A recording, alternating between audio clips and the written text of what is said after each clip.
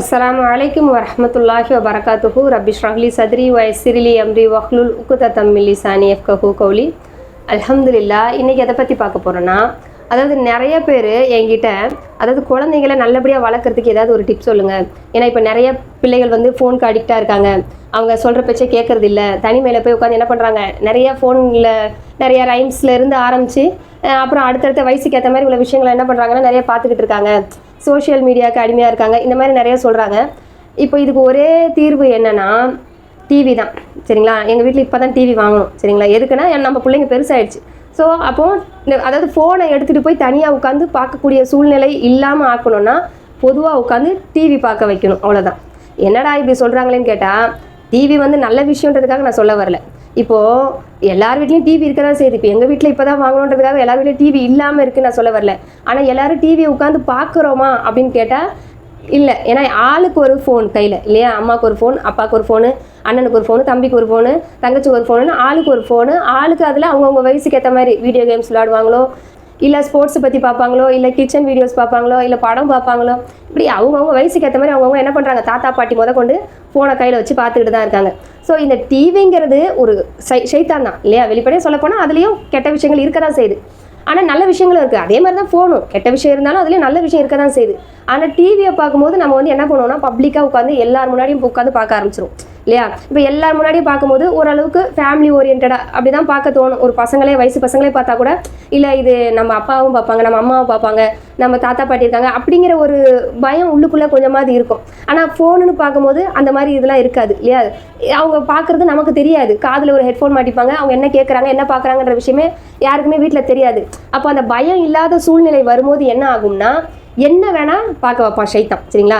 இப்போ இதில் இருக்கிறதும் ஷைத்தான் தான், இதுலேயும் ஷைத்தான் பார்க்க வைப்பான். சீரியலாக இருக்கட்டும், படமாகட்டும், இதெல்லாம் நல்ல விஷயங்கள்னு சொல்ல வரல.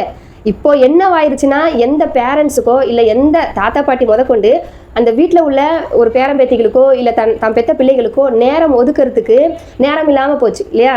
அவங்கவுங்க என்ன பண்ணுறாங்க, ரொம்ப பிஸியாக தான் இருக்காங்க. ஸோ என்ன பண்ணுறாங்கன்னா ஃபோனை தூக்கி கையில் கொடுத்து உட்கார வச்சிடுறாங்க. ஸோ அந்த மாதிரி ஃபோனை தூக்கி கொடுத்து உட்கார வைக்கிறதுக்கு என்ன பண்ணலாம், முதல்ல இருந்த மாதிரியே கொஞ்சம் பிள்ளைகள் கூட உட்காந்து நம்ம ஒன்று நிறைய வெளியே கூட்டு போகிறது, அந்த மாதிரி டைம் ஸ்பெண்ட் பண்ணலாம், பேசலாம்.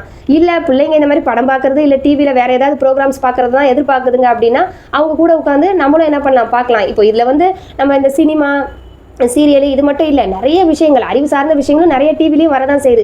அதெல்லாம் அவங்க கூட சேர்ந்து உட்காந்து பார்க்கலாம், நியூஸ் பார்க்கலாம் இல்லையா? இந்த மாதிரி கொஞ்சம் டைம் ஃபேமிலிக்குன்னு நம்ம பெற்றவங்களாகட்டும் இல்லை வீட்டில் உள்ள பெரியவங்களாகட்டும் அப்படி ஒதுக்கி பிள்ளைங்களையும் சேர்த்து இந்த மாதிரி முன்னாடி உட்கார வச்சோன்னா அவங்களுக்கு என்ன தோணுன்னா, சரி நம்ம பெற்றவங்களோட உட்காந்து இந்த மாதிரி தான் பார்க்க முடியும். இப்போ நிறைய என்ன ஆகுதுன்னா ஒய்ஃபை கனெக்ஷன்லாம் டிவிலே கொடுத்து பார்க்குற மாதிரி வந்துருச்சு. இப்போ பயான்லேருந்து எல்லாமே நம்ம இஷ்டத்துக்கு அதாவது டிவியில் வர ப்ரோக்ராம்ஸ் தான் பார்க்கணும் அப்படிங்கிற மாதிரிலாம் இல்லை. இப்போ எங்கள் வீட்டிலலாம் இந்த கேபிள் கனெக்ஷன்லாம் கிடையாது. இப்போ யூடியூப் கனெக்ஷன் இந்த மாதிரி தான் கொடுத்து பார்க்குறது. இப்போ இதில் சில செலக்டட் சயின்ஸ் ஃபிக்ஷன் மாதிரி மூவிஸ்லாம் வரும் இல்லையா? அந்த மாதிரி உட்காந்து பார்க்கலாம், பயான் கேட்கலாம். வேறு ஏதாவது நல்ல விஷயங்கள் இருக்கும் இல்லையா? நிறையா இருக்கு இல்லையா? கிளாஸஸ்லாம் இப்போ யூடியூப்பில் இருக்கு இல்லையா? அதை போட்டு என்ன பண்ணலாம், எல்லாரும் முன்னாடியும் உட்காந்து பார்க்கலாம். ஸோ அதை என்கரேஜ் பண்ணுங்கள். என்கரேஜ் பண்ணும்போது என்ன ஆகும்னா பிள்ளைங்களுக்கு சூஸ் பண்ணி நல்ல விஷயங்கள் பார்க்க ஆரம்பிக்கும். ஃபோனை தயவு செய்து கையில் கொடுக்காதீங்க. ஃபோனை கொடுக்கறது என்னவாக்கும்னா அவங்களுக்கு பயம் இல்லாத தன்மையை ஏற்படுத்தும், தனிமையை அதிகமாக தேடுவாங்க. சரிங்களா? வீட்டில் இருக்கவங்க கூட பேச மாட்டாங்க. வீட்டில் நம்ம ஏதாவது பேசினாலும் அதை காதுலையும் வாங்க மாட்டாங்க. சரிங்களா? அதனால் பெஸ்ட்டு பெரிய ஷைத்தான்கிட்டேருந்து தப்பிக்கணும்னா இந்த சின்ன ஷைத்தானை வீட்டில் வாங்கி வச்சு தான் ஆகணும். இன்றைக்கி எப்படி இருக்குன்னா சூழ்நிலை, டிவி இருக்கிற வீடுகளாக இருந்தாலும் டிவியே சும்மா ஒரு பேச்சுக்கு தான் வச்சுருக்காங்க. சரிங்களா? அதனால் அதை கொஞ்சம் யூஸ் பண்ணுவோம். என்ன பண்ணுறது, இப்போ காலம் அப்படி தான் ஆன பிறகு சொன்ன மாதிரி இப்போ இந்த சின்ன சைத்தானை யூஸ் பண்ணி தான் பெரிய சைத்தானை விரட்ட முடியும். சரிங்களா? அடுத்து இப்போ ஒரு வீட்டில் 2 பிள்ளைங்க 3 பிள்ளைங்க இருக்கும்போது அவங்களுக்கு வேறு பார்க்கணும் அப்படிங்கிறதே தோணுதுன்னு நினச்சிக்கோங்களேன். இன்னொரு ஆப்ஷனாக ஒரு கம்ப்யூட்டரை வாங்கி வைக்கலாம். சரிங்களா? இப்போ கம்ப்யூட்டர் இருந்துச்சுன்னா, இப்போ வீட்டில் ஹாலில் ஒரு பெருசாக கம்ப்யூட்டர் இருந்துச்சுன்னா அந்த பிள்ளைங்களுக்கு என்ன தோணுன்னா, சரி நம்ம கம்ப்யூட்டரில் பார்த்துக்கலாம் அப்படிங்கிற மாதிரி தோணும். இப்போ படிப்புக்கும் நம்மளுக்கு என்னவாகுது, கம்ப்யூட்டர் தான் அதிகமாக தேவைப்படுது. ஏன்னா நம்ம நிறையா இந்த கொரோனா சீசனுக்கு அப்புறமா என்ன பண்ணிட்டோம்னா ஃபோனை பார்த்து படித்து நிறைய பேர் பழகிட்டாங்க இல்லையா? இப்போ ஸ்கூல்லையும் பழகிட்டாங்க, வீட்டில் உள்ளவங்களும் பழகிட்டாங்க. ஸோ ஃபோனில் தான் என்ன வரும், எல்லா ஹோம்ஒர்க்ஸ்லேருந்து அசைன்மெண்ட்லேயும் எல்லாமே வரும். ஸோ நம்ம இதை எப்படி ஓவர் கம் பண்ணணும்னா நம்ம கம்ப்யூட்டர் வாங்கி வைக்கணும். வீட்டில் ஹாலில் நல்லா பொதுவாக எல்லாருக்கும் தெரிகிற மாதிரி கம்ப்யூட்டர் வாங்கி வைக்கும் போது நம்ம பிள்ளைங்க என்ன பண்ணுறாங்க, என்ன அதில் பார்த்துக்கிட்டு இருக்காங்க, படிக்கிறாங்களா, இப்படி எல்லாத்தையுமே நம்மளால கண்காணிக்க முடியும். சரிங்களா? அதனால வீட்டில் நல்ல பொதுவான இடத்துல ஒரு கம்ப்யூட்டரை வச்சுருது ரொம்ப நல்லது. ஒரு 2 பிள்ளைங்க இருந்தாலும் ஒரு நேரம் அவங்க படிச்சாங்கன்னா அவங்களுக்கு அது தேவைப்படும், ஒரு நேரம் இவங்க டிவி பார்த்தாங்கன்னு இப்படி தேவைப்படும். இப்படி 2 பேருமே இது பண்ணிக்கலாம். இல்லைனாலும் நம்மளுக்கு வந்து படிப்பு சம்மந்தமாக நம்மளுக்கு கம்ப்யூட்டர் வந்து வேலை சம்மந்தமாகவும் வேலை பார்க்குறவங்களுக்கும் கம்ப்யூட்டர் கண்டிப்பாக தேவைப்படும். நம்ம வீட்டில் உள்ள ஆண்களுமே சரி ஃபோனை மூடி வச்சுட்டு கம்ப்யூட்டரில் வேலை பார்த்தோன்னா அவங்களும் வந்து என்ன ஆவாங்கன்னா வீட்டோட எப்போவுமே கனெக்டடாக இருப்பாங்க. ஃபோன் எடுத்துகிட்டு தனியாக போய் உட்காரதுக்கான சான்ஸ் கம்மியாயிடும் இன்ஷா அல்லாஹ். இன்னும் சில பேர் என்ன தெரியுமா பண்ணுவாங்க, அதாவது இன்னைக்கு எழுந்த உடனே இந்த விளாக்ல வந்து இவங்க வீட்டில் இவங்க பிள்ளைக்கு என்ன செஞ்சு கொடுத்தாங்க, இவங்க புருஷன்கிட்ட எப்படி பேசினாங்க, இவங்க வீட்டை எப்படி க்ளீன் பண்ணாங்க, இன்னைக்கு எங்கே வெளியே போனாங்க, எங்கே வந்தாங்க, யார் யார் கூடலாம் பேசுனாங்க, இதை பார்க்கவே நிறைய பேர் வீட்டில் பெண்களுக்கு வந்து டைம் கரெக்டாக போகுது. தயவு செய்து இதுலேருந்து வெளியே வந்தாலே நம்ம புருஷனை எப்படி பார்க்குறது, நம்ம பிள்ளைங்களுக்கு என்ன செஞ்சு கொடுக்குறது, நம்ம வீட்டை எப்படி சுத்தம் பண்ணுறது, நம்ம வீட்டில் உள்ளவங்க கிட்ட எப்படி பழகுறது அப்படின்னு நம்ம பண்ண ஆரம்பிச்சோனாலே வீட்டில் உள்ள உங்களுடைய நெருக்கம் அதிகமாகிடும். ஸோ அதையும் கண்டிப்பாக நம்ம ஃபாலோ பண்ணிக்கணும். அடுத்து பார்த்தோன்னா இன்னும் என்ன கேட்குறாங்கன்னா, பிள்ளைகள் வளர்ப்பில் இன்னும் சில டிப்ஸ் கொடுங்க அப்படின்லாம் கேட்குறாங்க. நிறையா இந்த மாதிரி ப்ரோக்ராம்ஸ் பார்க்குறாங்க, குழந்தை வளர்ப்பு எப்படி குழந்தை வளர்க்கணும்லாம் பார்க்குறாங்க. தயவு செஞ்சு இந்த மாதிரி நேரத்தை நீங்களும் வீணாக்காதீங்க. ஏன்னா இந்த மாதிரி இப்போ டாக்டர்ஸ் கிட்ட இப்போ சைல்டு சைக்காலஜி இப்படிலாம் பேசிட்டு வந்து உட்காடுறாங்க பார்த்தீங்களா, அவங்க என்ன பண்ணுறாங்க, இப்போ அவங்களே கொஞ்ச நாளில் போக போக அவங்களுடைய லைஃப் ஸ்டைலு அப்படி இப்படின்னு விளாக் போட ஆரம்பிச்சுறாங்க, அதெல்லாம் காமிக்க ஆரம்பிச்சிடறாங்க. ஸோ நம்மளுடைய பேரண்ட்ஸ் என்ன பண்ணுறாங்கன்னா, நான் பிள்ளைகள் வளர்ப்பு எப்படி பார்க்குறேன் அப்படின்னு சொல்லிட்டு ஒன்று அந்த மாதிரி லைஃப் ஸ்டைலை காட்டாத டாக்டர்ஸாக இருந்தாலும் அவங்க தொடர்ந்து ஏதாவது எபிசோட் போடுவாங்க. இவங்களும் பேரண்ட்ஸ் என்ன பண்ணுவாங்க, தொடர்ந்து உட்காந்து அந்த எபிசோடெல்லாம் பார்த்துக்கிட்டே இருப்பாங்க. ஆனால் எந்த விஷயத்தையும் வீட்டில் இம்ப்ளிமெண்ட் பண்ண முடியாது. ஏன்னா அவங்க எல்லாமே தியரட்டிக்கலாக கற்றுக்குறாங்க, அவ்வளோதான். சரிங்களா?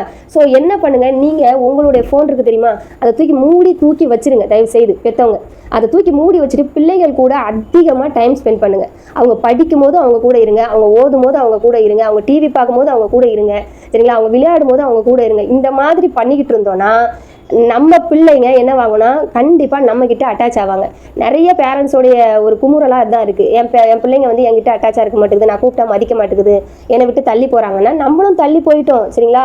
நம்ம வந்து பேரண்ட்ஸுன்ற இடத்துல இருக்கிறதுனால ஒரு பக்கம் ஷைத்தானை கையில் எடுத்துக்கிட்டு இன்னொரு பக்கம் அட்வைஸ் கொடுத்துக்குவோம். அந்த பிள்ளைங்க வந்து இன்னும் பேரண்ட்ஸுன்ற இடத்துக்கு வராததுனால அவங்க என்ன பண்ணுறாங்க, ஷைத்தான் கூட மட்டும் இருக்கிறாங்க.